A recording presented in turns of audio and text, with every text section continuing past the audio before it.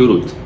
امیر سلیمانی هستم، دانشجوی مقطع کارشناسی ارشد مهندسی سیستم‌های انرژی تجدیدپذیر از دانشگاه پلی‌تکنیک تورین و اینجا سول‌اطلسه، جایی که ما درباره گذشته و آینده انرژی و محیط زیست صحبت می‌کنیم. صحبت از انرژی‌های تجدیدپذیر شد. شاید شنیده باشید که این انرژی‌ها برای کشورهایی که نفت و گاز ندارن حیاتی‌تره. و ممکنه تصور بکنید که همه کشورها باید به سمت انرژی‌های تجدیدپذیر برن، چون که نفت و گاز یک روزی تموم میشن و باید به فکر جایگزین بود. و شاید شنیده باشید که این انرژی‌ها امکاناتی رو از لحاظ محیط زیستی برای ما فراهم میکنن که نفت و گاز نمیتونن این امکانات رو فراهم بکنن. همه این درسته، ولی این موضوع مهمتر وجود داره.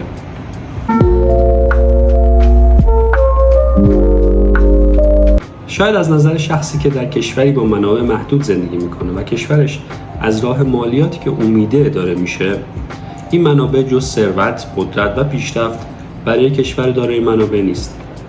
این گزاره رو نمیتونیم کاملا رد کنیم و نمیتونیم کاملا قبول کنیم. قطعاً یک ثروتی از محل فروش نفت تولید میشه، ولی این ثروت لزوما به مردم نمیرسه. برای همین هست که میبینیم کشورهایی هستن که سالانه میلیاردها دلار از فروش نفت درآمد دارن، ولی مردمشون با بیکاری، تورم و نابرابری دست و پنجه نرم میکنن. اما چرا این اتفاق میفته؟ جواب بسیار ساده است. این کشورها دچار نفرین نفت شدن. جهان با موضوع نفرین منابع طبیعی اولین بار در دهه 60 میلادی آشنا شد و این اصطلاح وقتی ریچارد آلتی، اقتصاددان بریتانیایی، در سال 1993 کلمه نفرین منابع طبیعی رو در کتاب خودش توسعه پایدار در اقتصاد منابع معدنی، رساله نفرین منابع طبیعی استفاده کرد، فراگیر شد. مهمترین و تاثیرگذارترین منبع طبیعی 100 سال اخیر جهان نفت هستش و به طبع مخربترین نفرین نفت. دکتر مایکل راس در کتاب خودش نفرین نفت، چگونه نفت و گاز باعث شکل‌گیری توسعه ملت‌هاست، بررسی میکنه که چگونه ثروت نفتی به جای ایجاد رشد اقتصادی و ثبات سیاسی، اغلب به استبداد، بی‌ثباتی اقتصادی و جنگ‌های داخلی منجر میشه. صحبت‌های دکتر مایکل راس، استاد علوم سیاسی دانشگاه UCLA رو میتونید در ویدیو قبلی ما ببینید. اما نفرین نفت چیه؟ چه مشخصات و چه پیامدهایی برای کشورهایی داره که درگیر اون شدن؟ آیا نمونه‌هایی وجود داره که تونسته باشن از نفرین نفت فرار بکنن؟ و چه راه حل‌هایی برای عبور از نفرین نفت وجود داره؟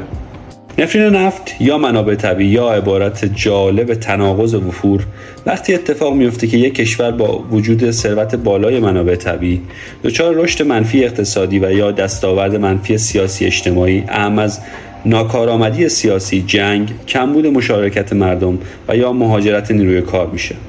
10 عامل اصلی وجود داره که ما میگیم یک کشور دچار نفرین نفت شده. از این 10 عامل به پیامدهای نفرین نفت یاد میکنن. 1. وابستگی بیش از حد به درآمد نفت.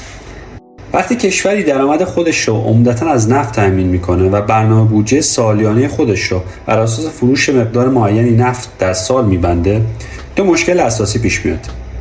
اول اینکه سایر صنایع مانند کشاورزی، تولید، خدمات و غیره در اولویت ثانویه به بعد قرار میگیرن و رشد نمیکنن. نبود انگیزه برای توسعه سایر صنایع باعث از بین رفتن تولید کنندگان داخلی و واردات بی‌رویه میشه. 2. اینکه به دلیل نوسان قیمت نفت در بازارهای جهانی با هر کاهش قیمت کشور دچار رکود و بحران اقتصادی میشه. تقریبا تمام کشورهای نفتخیز دچار این بحران شدن، ولی ما از نیجریه یاد میکنیم که روزی کشاورزی بخش بزرگی از صادرات این کشور بود، ولی به دلیل اتکای بیش از حد به نفت این صنعت در این کشور از بین رفت و این کشور مجبور به واردات مواد غذایی شد. و همچنین در دهه 80 به دلیل کاهش قیمت نفت این کشور دچار بحران مالی شد. یا ونزوئلا که در دوران هوگو چاوز تمام درآمدش از نفت بود، در سال 2014 با کاهش قیمت نفت درگیر تورم بی‌سابقه 1,000,000% شد و عملاً اقتصاد ونزوئلا از هم پاشید، به طوری که مردم حتی برای تهیه دارو و مواد غذایی مشکل داشتند. 2. فساد و راندخواری. درآمدهای نفتی معمولاً به جای اینکه صرف توسعه و رفاه مردم بشه، در دست یک گروه خاص قرار میگیره که این موضوع منجر به افزایش شکاف طبقاتی و توزیع ناعادلانه ثروت میشه. دولت‌ها شفافیت اقتصادی خاصی ندارند و درآمد نفتی رو مخفیانه خرج میکنن. قراردادهای نفتی به شرکت‌های وابسته به دولت داده میشه و درآمد نفت به وابستگان دولت و کسانی که در تداوم بخشیدن به قدرت حکومت کمک میکنند اهدا میشه. پس از فروپاشی اتحاد جماهیر شوروی، روسیه به یکی از بزرگترین تولید کنندگان نفت و گاز تبدیل شد. ولی این موضوع باعث رفاه مردم روسیه نشد، بلکه دولت‌ها با در دست گرفتن شرکت‌های روس اویل و گازپروم اولیگارش‌های نزدیک به خودشون رو ثروتمندتر کردند. یا در سال 2011 32 میلیارد دلار از درآمد نفتی آنگولا ناپدید شد. کشوری که مردمش با فقر و مقامات دولتی در کاخهای مجلل زندگی می‌کنند. 3. کاهش دموکراسی و تقویت حکومت استبدادی.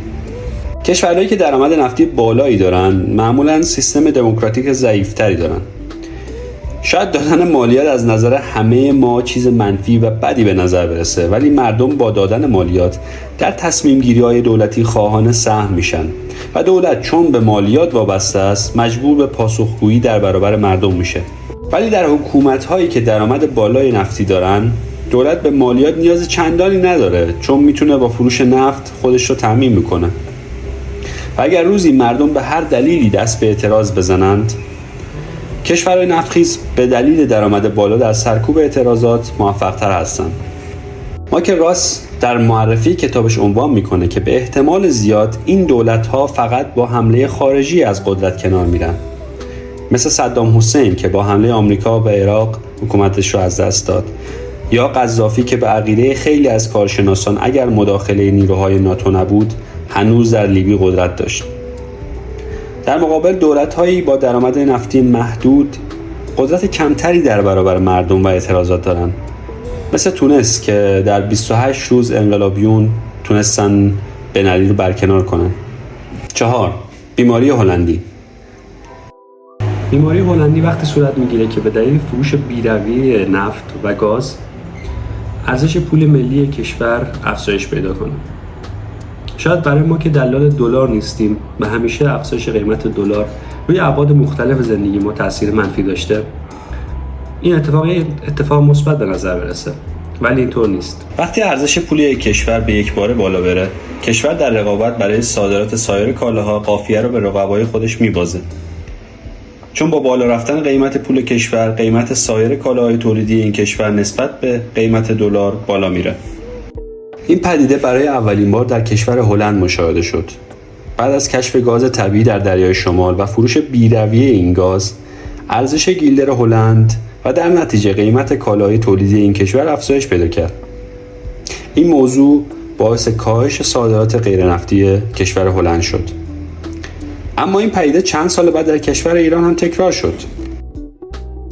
در سال 1353 خورشیدی، بعد از جنگ اسرائیل با چند کشور عربی از جمله مصر و سوریه که برای بازپسگیری بلندی‌های جولان و صحرای سینا به اسرائیل حمله کرده بودند، اوپک به درخواست کشورهای عربی عضو این اتحادیه تصمیم به تحریم کشورهای غربی به دلیل حمایت از اسرائیل گرفت و در نتیجه قیمت نفت به شدت بالا رفت.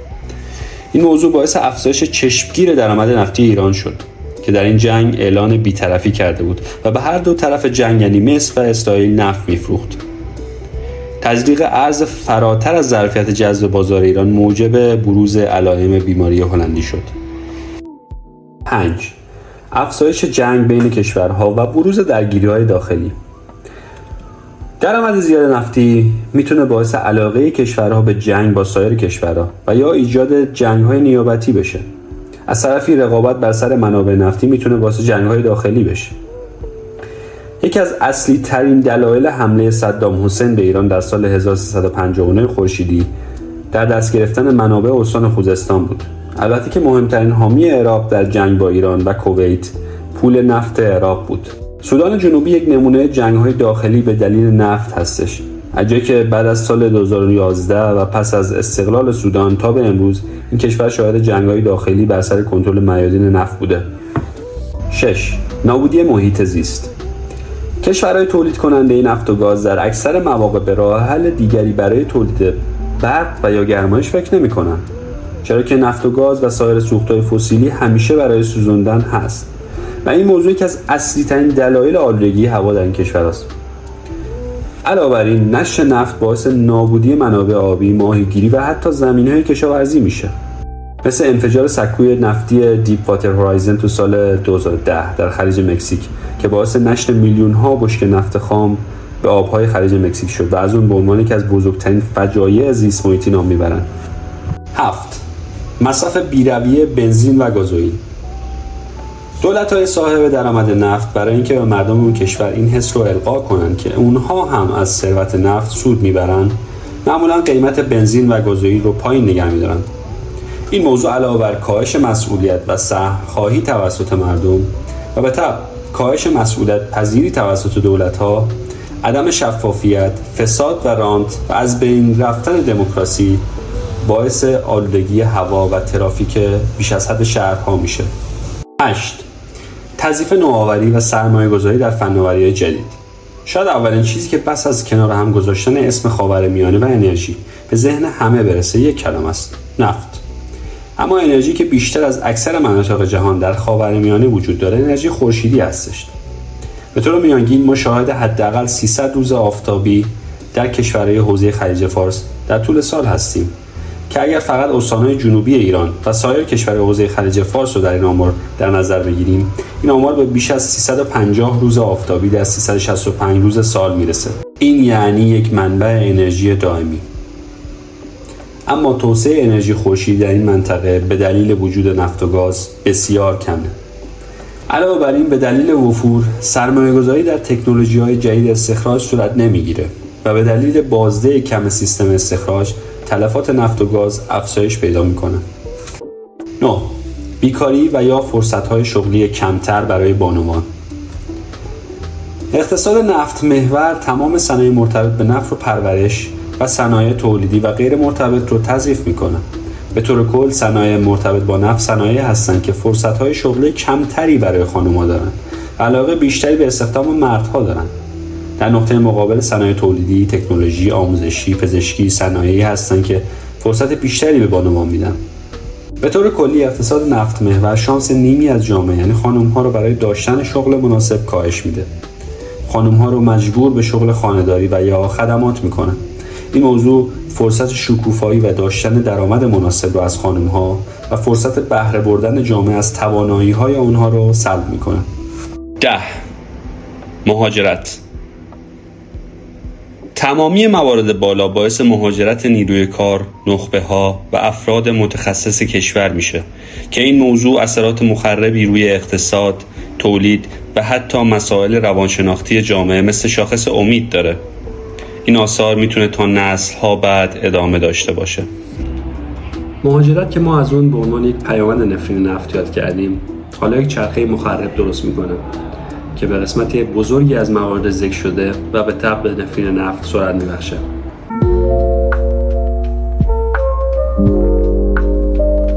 اما آیا کشورهایی هستند که با مدیریت درست از گرفتار شدن در نفرین نفت جلوگیری کردن؟ بله، و باید بگیم این کشورها از ثروتمندترین کشورهای جهان و با پیشرفت چشمگیر فناوری هستند. 1. نروژ. به طور قطع یکی از مهمترین افراد تاریخ معاصر نروژ، کشوری که روزی با ماهیگیری، تجارت، کشتیرانی اداره میشد، یک زمینشناس و کارشناس نفت عراقی به اسم آقای فارغ القاسم هستش. ایشون که در صنعت نفت عراق مشغول به فعالیت بودن، برای درمان بیماری همسرشون به نروژ مهاجرت میکنن. سفر ایشون به نروژ همزمان میشه با کشف نفت در دریای شمال. نروژ تشنه ورود به صنعت نفت بود ولی تجربه مدیریت نفتی نداشت. به همین دلیل خطر گرفتار شدن در نفرین نفت برای این کشور بیشتر از هر زمانی وجود داشت. وزارت صنعت و انرژی نروژ استعداد آقای فارغ القاسم را شناخت و ایشون را استخدام کرد و ایشون هم به نروژ مدل مدیریت پایدار منابع نفتی را پیشنهاد کرد.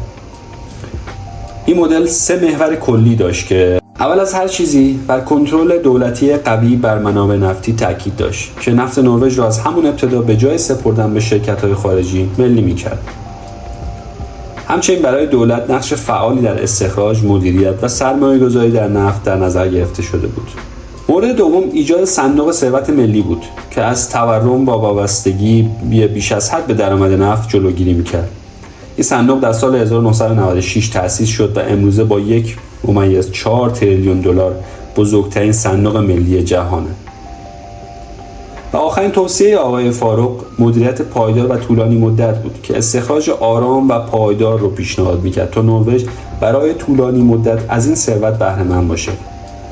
نروژ به دلیل اعتماد به آقای فاروق القاسم نه تنها از نفرین نفت فرار کرد، بلکه امروزه یکی از ثروتمندترین و پیشرفته‌ترین کشورهای جهانه. البته که نباید از حضور چندین ساله و نهادینه شده دموکراسی در کشور نروژ در گرفتار نشدن به نفرین نفت چشم‌پوشی کرد. 2. امارات و قطر. امارات و قطر تونستن با بهره‌گیری هوشمندانه از درآمدهای نفتی خود از نفرین نفت نجات پیدا کنند و به سمت توسعه پایدار و متنوع‌سازی اقتصادی حرکت کنند. به جای اتکا به نفت، این کشورها زیرساخت‌های گردشگری، حمل و نقل، هواپیمایی و صادرات گاز مایع را تقویت کردند. دبی حالا یکی از مقاصد مهم تجاری و گردشگریه و شرکت‌های هواپیمایی قطر و امارات در سطح جهانی اعتبار بالایی دارند. همچنین قطر با سرمایه‌گذاری عظیم در صنعت گاز و بزرگترین صادرکننده گاز مایع دنیا تبدیل شده. هر دو کشور با ایجاد صندوق‌های ملی سرمایه‌گذاری و جذب سرمایه خارجی از طریق رویدادهای ورزشی، خرید باشگاه‌های فوتبال و ایجاد مناطق آزاد تجاری، زمینه رشد اقتصادی را فراهم کردند. آنها در شفافیت مالی، مبارزه با فساد، آموزش نیروی انسانی و سرمایه‌گذاری در تکنولوژی و انرژی‌های تجدیدپذیر نیز اقدامات جدی انجام دادند. پروژه خورشیدی نور یک در امارات نمونه از دیدگاه بلند مدت اونها برای دنیای پس از نفته. 3. تیمور شرقی. تیمور شرقی که 450 سال مستعمره پرتغال بود، در سال 1975 بعد از خارج شدن نیروهای پرتغالی مستقل شد. درست 9 روز قبل از حمله اندونزی به این کشور و تبدیل شدن به استان 27م اندونزی. سال 1999 پس از فشارهای بین‌المللی اندونزی این کشور را ترک کرد و سال 2002 این کشور یک کشور مستقل شناخته شد و وارد سازمان ملل متحد شد. در سال 2005 درست 3 سال پس از به رسمیت شناخته شدن به عنوان یک کشور مستقل و پس از توافق با استرالیا بر سر منابع نفتی دریایی، یک صندوق سرمایه‌گذاری ملی تأسیس کرد و به دولت اجازه مصرف مقدار مشخصی از این پول رو در بودجه سالانه میده. برای جلوگیری و حتی عبور از بحران نفت، کشورها باید 3 اصل اساسی رو سر لوحه کار خودشون قرار بدن و با ایجاد قوانین سختگیرانه از شکستن این اصول در آینده جلوگیری کنند. 1. شفافیت مالی و نظارت بر هزینه‌های نفتی. تمام افراد جامعه باید بدانند که چه مقدار و با چه قیمتی از سرمایه‌ای که متعلق به تمام افراد جامعه است فروخته میشه و در چه جهاتی خرج میشه. این موضوع اصلی‌ترین راه مقابله با فساد، تمامیت‌خواهی و دیکتاتوری است. 2. سرمایه‌گذاری در صنایع دیگر و حتی در بخش‌های دیگر اقتصاد. کشاورزی، دامداری، تولید، تجارت، خدمات و آموزش از اصلی‌ترین نقاط اقتصاد انسان در طول تاریخ بوده که ظرف هر کدوم از اینها به بروز مشکلات و حتی نابودی تمدن‌ها انجام میده. به جای خرج کردن بی‌رویه درآمد نفت، باید از درآمد اون در این حوزه‌ها استفاده کنیم. 3. حرکت به سوی انرژی‌های پاک و کاهش وابستگی به نفت و گاز. بر اساس وبسایت theworldcounts.com کمتر از 43 سال دیگه تا پایان آخرین بشکه‌های نفت روی زمین فاصله داریم. ما باید برای روزی که آخرین بشکه نفت از زمین استخراج میشه با سرمایه‌گذاری روی انرژی‌های پاک و عدم وابستگی به نفت و گاز آماده باشیم. نظر شما چیه؟ آیا کشوری که برای دهه‌های متوالی درگیر نفرین نفت بوده میتونه از نفرین نفت عبور کنه؟ و آیا مثال دیگه‌ای رو میشناسید که در حال عبور از نفرین نفت باشه و یا حتی عبور کرده باشه؟ نظرتون در کامنت ها برای ما بنویسید و فراموش نکنید که این ویدیو رو لایک کنید، با دوستانتون به اشتراک بگذارید و حتما کانال ما رو سابسکرایب کنید. تا ویدیو بعدی، بدرود.